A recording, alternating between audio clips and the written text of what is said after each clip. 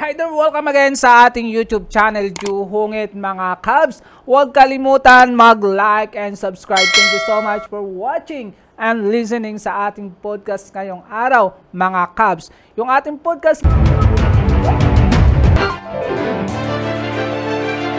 ngayong araw, Cubs, ay pag-uusapan natin dahil nga yung mga kababayan natin at yung ating mga netizen sa social media ay nagkagulo dahil sa 500 pesos na ito kung paano ba magkasya sa darating na Noche Buena mga guys, mga Cubs. Kaya dahil sa DTI o Secretary of Trade and Industry of the Philippines na si Ms. Cristina Roque ay magkasya naman daw yung 500 nyo. Pero ito ay nadidepende dahil sa pamilya na magkasya.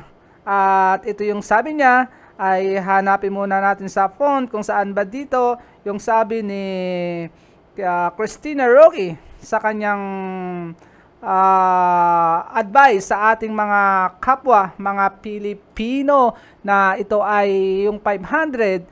Kasya ang 500 para sa Noche Buena. Usually, ang family members na kasya itong 500 is mom, dad, and 2 children lang ang magkasya mga Cubs. Kaya ibig sabihin dito ay talagang mga 2 bata lang ang magkasya. Ma'am, nanay at tatay at 2 anak lang. Paano pag matanda na?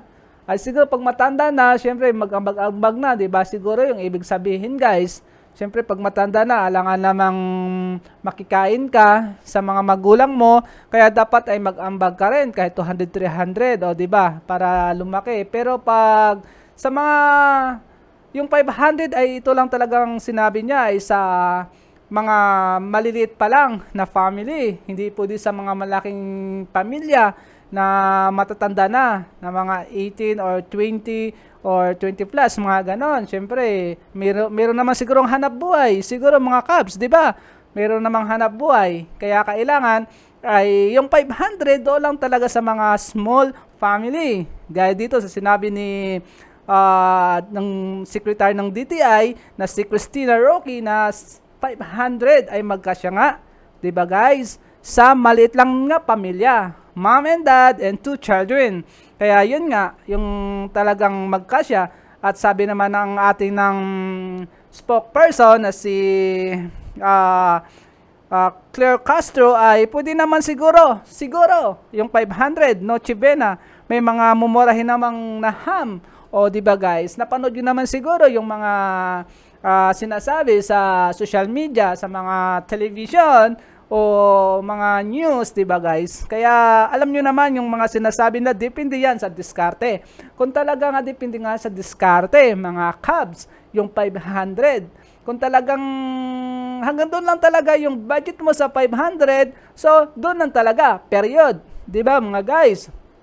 Kaya dapat ay yun ang yung usapan kasi 500, kaya talagang dinidiin nila na hanggang magkasya talaga yung 500 na pang Noche Buena sa mga nagse-celebrate ng Christmas Eve na ito o mga ganon, di ba guys, karamihan kasi gayon talaga yung ating tradition tuwing Christmas pag nagse-celebrate tayo ng Eid ng Christmas, di ba?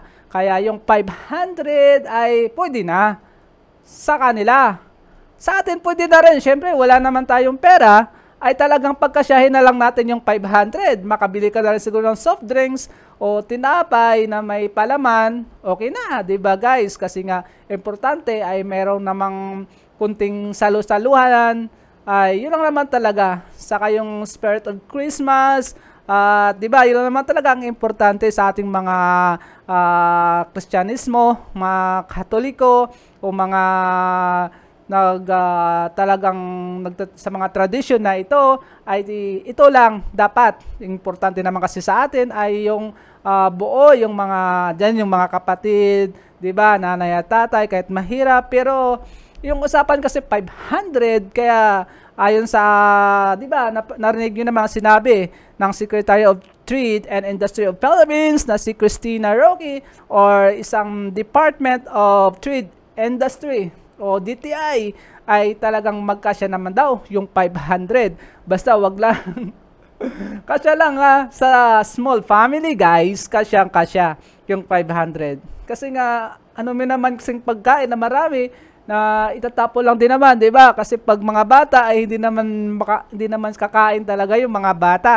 Nag-i-enjoy lang naman, naglalaro lang naman yung mga gusto ng mga bata, kaya yung 500 kasyang-kasya yan sa mga small family. Mga big family na talaga ay hindi na talaga magkasya yung 500 kasi syempre malaki na yung tiyan, malaki na yung talagang yung mga makakain, kaya siguro kukulangin talaga yung 500. Pero kung talagang doon lang talaga magkasya, alam naman natin yung mga Pilipino ay hindi kontento sa pagkain. Talagang kain ng kain, di ba? Pabusog talaga ng sobra-sobra. Kaya karamihan sa mga Pilipino ay hindi talaga magkasya kasi naglilechon pa, lechon baboy, lechon manok, o di ba? Ganon guys. Kasi nga kaya Christmas Ed, kaya ganon. Dahil talagang naghahanda ng husto yung mga kapwa nating mga Pilipino. Kaya yung iba ay hindi talaga kasya yung 500. 'Di ba guys? Kasi nga ay malaki yung budget nila, malaki ang kanilang talagang paghahanda pag sa darating na ito ng Noche Buena. Kaya pinaghahanda nila yung mga talagang gaya sa atin ng mga mahirap, yung 500 pagkasyahin na lang natin mga guys, mga cabs, mga kababayan, dahil nga mahirap din naman yung gastos lang ng gastos isang araw, puro utang at wala na tayong pambayad, sisingilin tayo ng sisingilin, iwas na tayo ng iwas sa mga naniningil sa atin. Kaya pagkasyahin na lang natin yung 500 na ito. Kaya yun na nga, sabi nga na, tama naman yung sabi ng DTI na si Christina Roque na yung 500 ay sa mga small family lang. At yun na nga, di ba? Sabi nga dito, basahin ko nga muna ulit. Ay yun, usually nga, 500 family members na kasya itong 500 is mom, dad. Yun na nga, sabi niya, ay doon na nga talaga magkasya. Ito naman si Ale na talagang sabi niya ang talong 200, ang galonggong 400 sa 1 kilo, 1,000 wala ka nang mabibili. Oh, di ba? Kasi nga ay syempre ay iba-iba kasing iba mga DTI, yung mga nagtitinda ay iba-iba yung mga presyo, kaya siguro mayroon namang hotline yung DTI. Pwede naman kayong magreklamo mga guys. DTI hotline 1384 or Monday to Friday 8 AM to 5 PM. Pwede kayong magreklamo sa kanila at sa kanilang Facebook page and DTI Philippines. Kaya pwede kayo magsumbong, pwede kayo siguro mag-video, mag-picture, magreklamo para ma-actionan yung abuso ng mga presyo, 'di ba guys?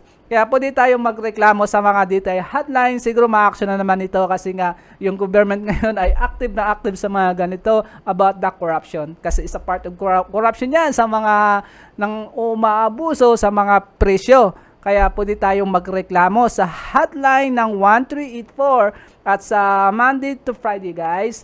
At mabilis naman mag-action kasi nga online naman lahat. Pwede kayong magsumbong kay Christina Roque ng DTI, ng Secretary of Trade Industry. Ay meron naman sila mga page, meron naman sila mga pwede kayong magtanong about dito kung merong talagang mga umaabuso sa mga presyo. Tulad ngayon ay parating yung Pasko, ay talagang season ng mga